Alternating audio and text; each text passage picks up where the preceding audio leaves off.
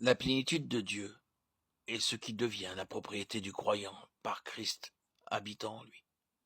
Ayant reçu Christ, nous le possédons, mais il désire nous posséder pleinement.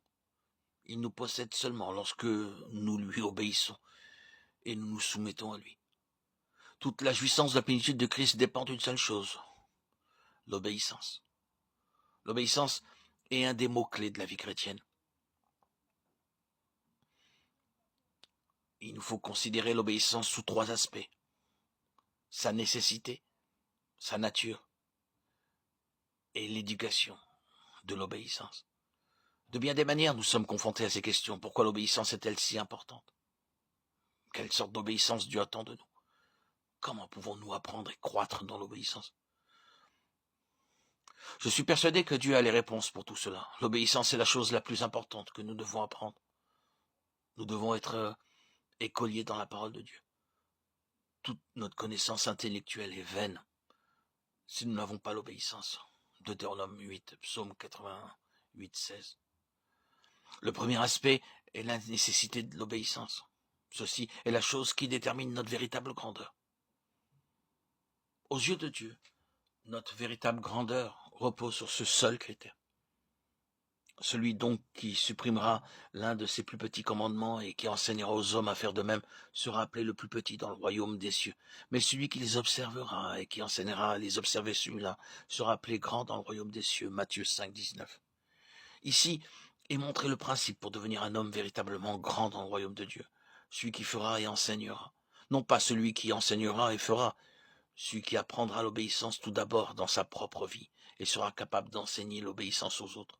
Celui-là sera considéré comme grand dans le royaume des cieux. Aujourd'hui, le plus grand dans le ciel est Jésus-Christ. Nous en trouvons la raison dans Philippiens 2,9. C'est pourquoi aussi Dieu l'a souverainement élevé et lui a donné le nom qui est au-dessus de tout nom. Cependant, l'expression « c'est pourquoi » précède cette parole. Pourquoi lui a-t-il été donné le nom qui est au-dessus de tout nom? Nous lisons au verset 8, après s'être trouvé dans la situation d'un homme, il s'est humilié lui-même, se rendant obéissant jusqu'à la mort, même jusqu'à la mort de la croix. Il est le plus grand dans le ciel parce qu'il fut le plus grand dans l'obéissance. Ce qui est vrai de lui, l'est de nous. Chaque chose qui arriva à Jésus arriva pour cette raison. Il est exalté à cause de son obéissance. Nous lisons dans Jean 8, 29. Celui qui m'a envoyé est avec moi. Le Père ne m'a pas laissé seul, parce que je fais toujours ce qui lui est agréable. La raison n'est pas qu'il fût le Fils de Dieu, mais qu'il fit toujours ce qui plaisait au Père. Le Père m'aime parce que je donne ma vie afin de la reprendre. Jean 10, 17. Dieu le Père l'a aimé parce qu'il déposa sa vie. Tu as aimé la justice et tu as haï l'iniquité. C'est pourquoi, ô Dieu, ton Dieu t'a oint d'une huile de joie au-dessus de tes égaux. Hébreux 1,9. La raison est qu'il aima la justice et haït l'iniquité. Très souvent, nous croyons que si nous aimons la justice et haïssons l'iniquité, nous ne pouvons pas être joyeux. Il est dit de Jésus qu'il fut oint d'une huile de joie parce qu'il a aimé la justice et haï l'iniquité.